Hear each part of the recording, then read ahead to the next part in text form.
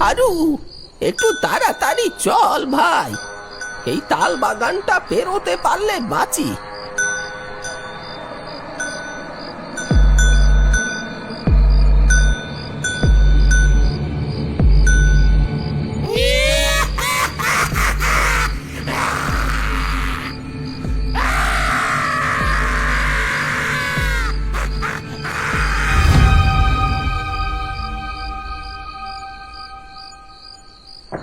আকাশের অবস্থা বেজায় খারাপ।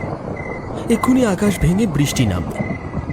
প্রতি বুধবার গয়লাপাড়ার মাঠে হাট বসে, আর সেইখানে গ্রামের মানুষ আসে কেনাকাটি করতে। ভোলা, হারু আর নিতাই সেই হাটে গিয়েছিল মালপত্র বিক্রি করতে। সামনেই দুর্গাপুজো এগিয়ে আসছে, তাই মানুষের ভিড়টা এখন একটু বেশি। হাটে মালপত্র বিক্রি করে বাড়ি ফিরতে ফিরতে তাদের অনেকটাই দেরি হয়ে গেছে। সবারই কোলের কাছে একটা করে পুঁটুলি, বিক্রি না হওয়া কাপড় চোপড় আছে সেই পুঁটুলির ভেতর। এই ন্যাড়াহাটি গ্রামের মানুষের জীবিকা বলতে কেবল চাষাবাদ আর মাছ ধরা, তাও আবার বর্ষার সময়। আর বাকি সময় হাটে টুকটাক জিনিস বিক্রি করে তাদের সংসার চলে। সবারই চোখে মুখে ভয়ের ছাপ ফুটে উঠেছে।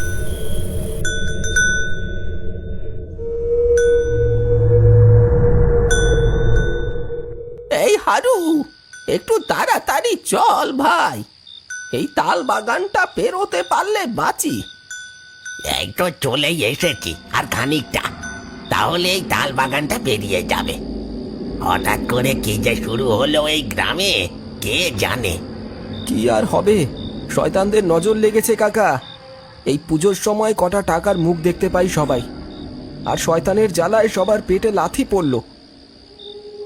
বেশ কিছুদিন ধরে এই ন্যাড়াহাটি গ্রামে কিছু অদ্ভুতুড়ে কার্যকলাপ শুরু হয়েছে, তাও এই তালবাগানে। প্রায় 1.5-2 কিলোমিটার ফাঁকা মাঠের মাঝখানে এই তালবাগানটা অবস্থিত। গ্রামে আর কোথাও তেমন তালগাছ দেখতে না পাওয়া গেলেও এই তালবাগানে সমস্ত তালগাছ যেন মাথা উঁচু করে দাঁড়িয়ে আছে, যেন পিশাচের দল নজর রেখে চলেছে এই ন্যাড়াহাটি গ্রামের চারপাশে।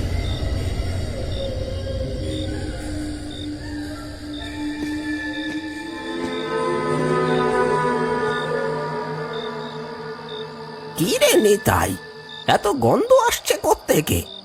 বসে বসে পাদ দিচ্ছিস নাকি? কি সব বলছো? নিজে মূলোর তরকারি দিয়ে ভাত খেয়ে এসে পাদ মারে, আবার আমার নামে চালাচ্ছ। বাপরে, এটা তো মরা পচার গন্ধ। পেটের ভাত যে গুলিয়ে গুলিয়ে উঠে আসছে মুখ দিয়ে। তালবাগানের মাঝখানে আসতেই তাদের নাকে ভেসে এলো একটা বিটকেল পচা গন্ধ। সেই পচা গন্ধে গরুগুলো যেন থমকে দাঁড়িয়ে পড়েছে। তারাও যেন অস্থির হয়ে উঠেছে সেই গন্ধে। দম বন্ধ হয়ে আসছে সবারই। চারপাশটা ভালো করে তাকিয়ে দেখতে লাগলো তারা তিনজন। কাকা, কিছুই তো বুঝতে পারছি না, এ কি হচ্ছে? এই মরা পচার গন্ধ কোথা থেকে আসছে বলো তো?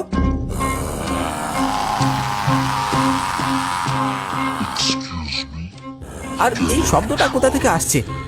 একটু চুপ কর, ভালো করে বুঝতে দে ব্যাপারটা। গতিক সুবিধের মনে হচ্ছে না আমার। তারা তিনজন চারপাশটা ভালো করে দেখতে লাগলো।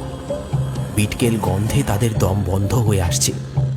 গরুগুলো যেন থমকে দাঁড়িয়ে পড়েছে, সামনে আর এগোতেই চাইছে না।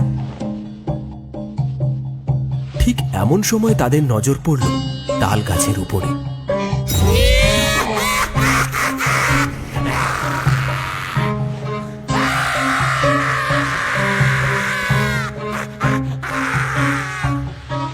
আর সেই দৃশ্য দেখে তিনজনের চোখ আটকে গেল।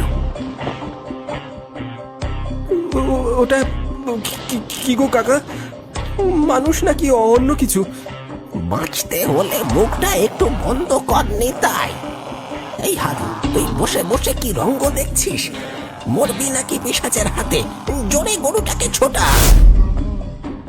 ভোলার কথা কানে যেতেই হারু যেন তার সম্বিত ফিরে পেল। আচমকা চোখের সামনে সেই পিশাচকে দেখে হারু ভিমড়ি খাওয়ার মতো হয়ে গেছিল। ভোলার কথা মতো সে যত জোরে পারল গরুগুলোকে ছোটাল। তারা তিনজন এতক্ষণে বুঝতে পারল এই তাল বাগানে কি বিভীষিকা বাসা বেঁধেছে।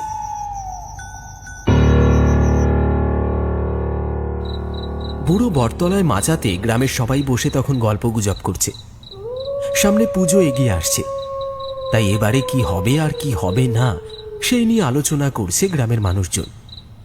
মদন খুড়ো বলল, এ পুজো তো এগিয়েই এলো, তোমরাই বলো কি করে কি হবে এবার। এবার পুজোতে যাই হোক না কেন, ওই তালবাগানের দিকে আলোর ব্যবস্থাটা একটু ভালো করেই করতে হবে। যেসব ঘটনা ঘটে চলেছে গ্রামে, তাতে তো আর অন্ধকারে হাঁটা চলা করা যায় না।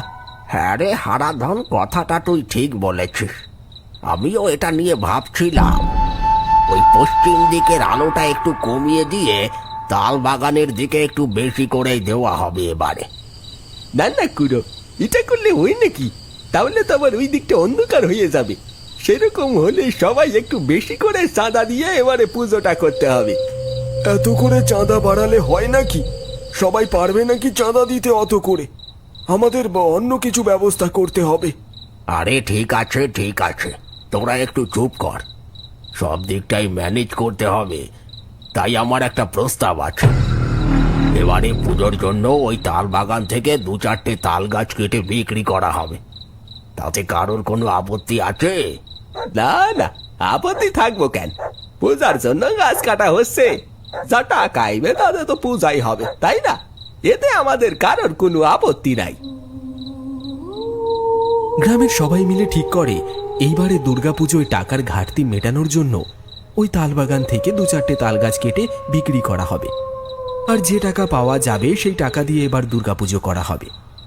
তাদের আলোচনা শেষ হতে না হতে ভোলা, নিতাই আর হারু গরুর গাড়ি করে সেই মাচার কাছে এসে দাঁড়ায়। গাড়ি থেকে নেবে হাঁপাতে হাঁপাতে ছুটে আসে মাচার কাছে।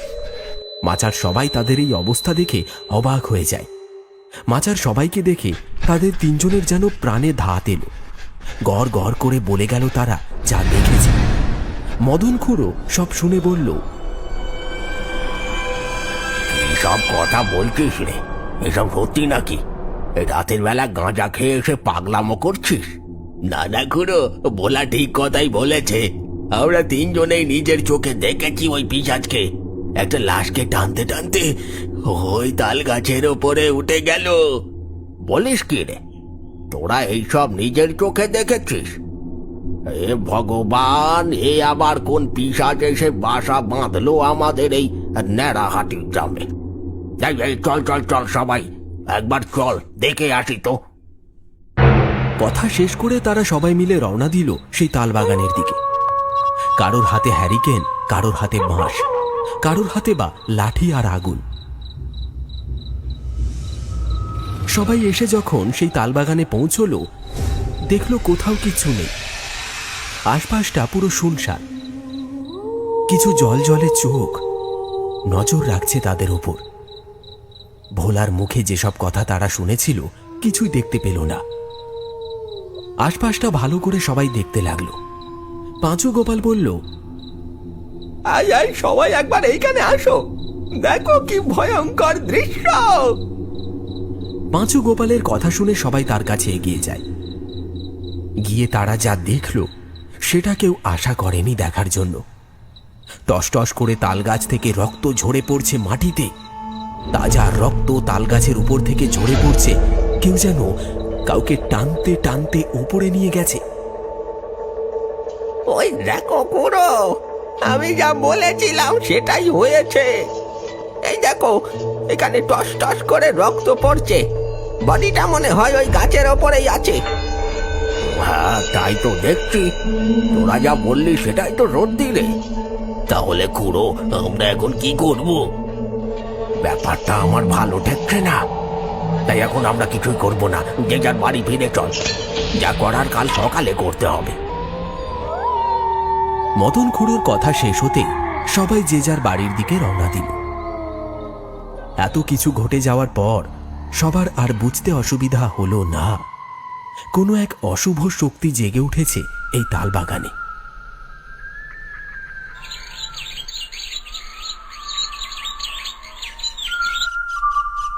ভোরের আলো তখন সবেমাত্র ফুটেছে।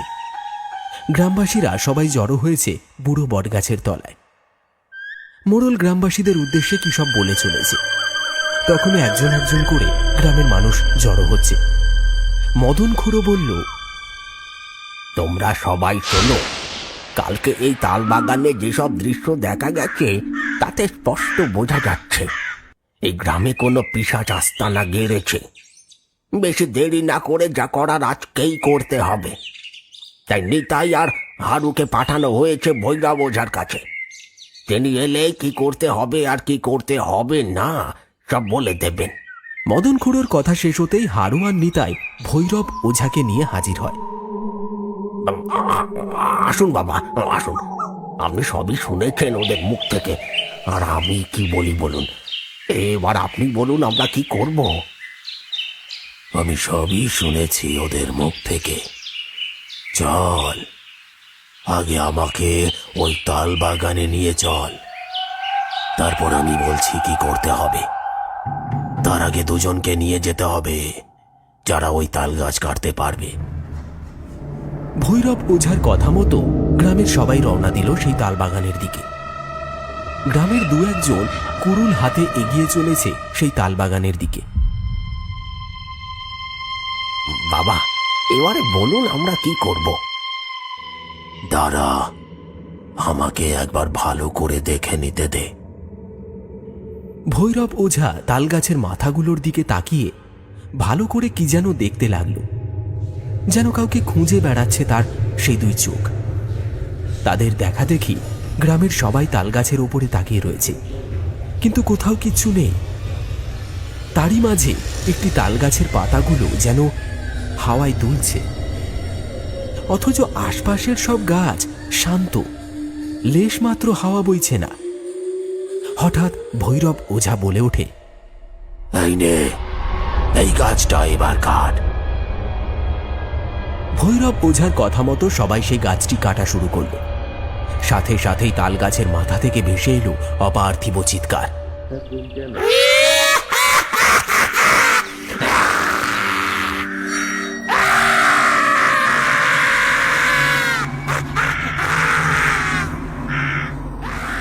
যেন কেউ হুঙ্কার করে বারণ করছে তাল গাছ না কাটতে। সেই অপার্থিব চিৎকার শুনে তৎক্ষণাৎ সবাই গাছ কাটা বন্ধ করে দেয়। মদন খুড়ো বলে, বাবা, এইবারে আমরা কি করব বাবা? গাছ কাটার ফলে ওই পিশাচ যে রেগে গেছে। ভয় পাস না তোরা, গাছ কাট, যা করার আমি করব। সবাই আবার গাছ কাটতে শুরু করলো। গাছের উপর থেকে সেই পিশাচের চিৎকার শুধু সবার কানে ভেসে আসছে।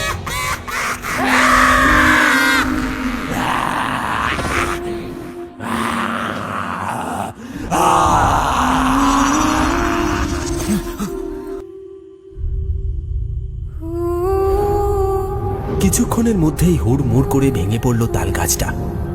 সাথে সাথে হুড়মুড় করে ছিটকে পড়ল একটা আধ খাওয়া লাশ। সবাই সেই দিকেই তাকিয়ে দেখল।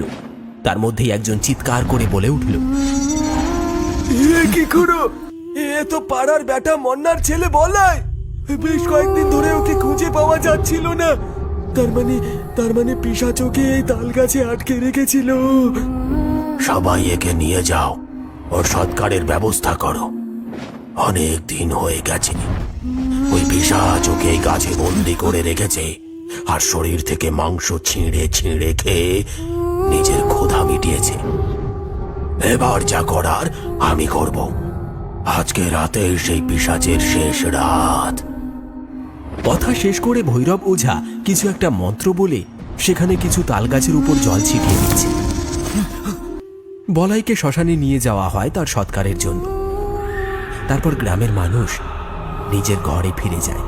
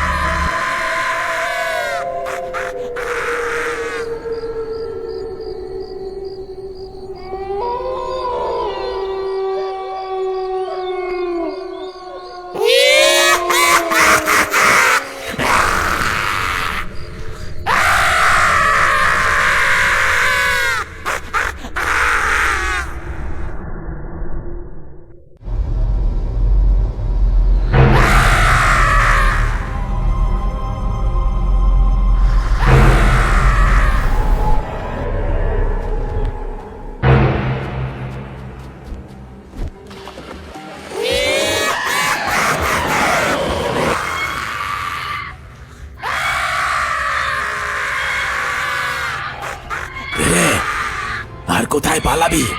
তোর সব চেষ্টাই আজ বৃথা হবে। এতদিন অনেক মানুষের অনেক ক্ষতি করেছিস, এবার তোর পাপের শাস্তি হবে। কে আমায় শাস্তি দেবে? তুই দিবি? তার আগে তোর ঘাটটা পটাং করে মুটকে দেব। রাগে ক্রোধে সেই পিশাচ গর্জন করতে করতে এগিয়ে আসছে ভৈরব ওঝার দিকে।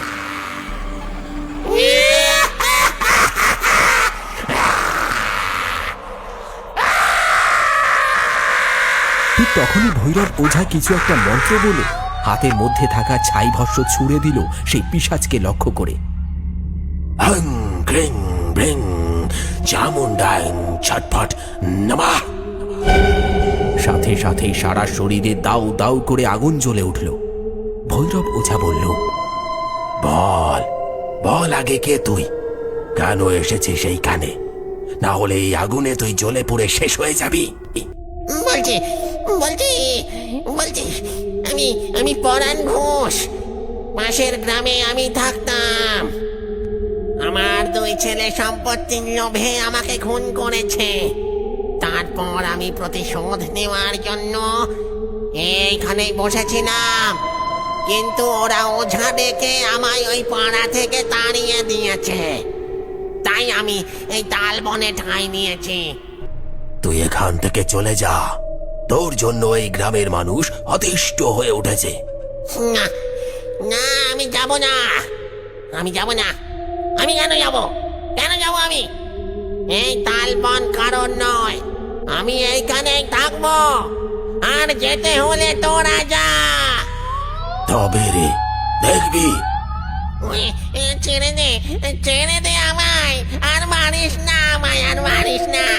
ও বাবা গো, আমি কোথায় যাব বল? কোথাও ঠাঁই নেই আমার। যেখানে যাই সবাই তোর মতো ওঝা ডেকে আমায় তাড়িয়ে দেয়। আমার মুক্তি নেই এই যন্ত্রণা থেকে, আমার মুক্তি নেই। ঠিক আছে, তুই আমার সাথে চ। তুই এদেরকে ছেড়ে দে, আমি তোকে মুক্তি দেব। চলে আয়।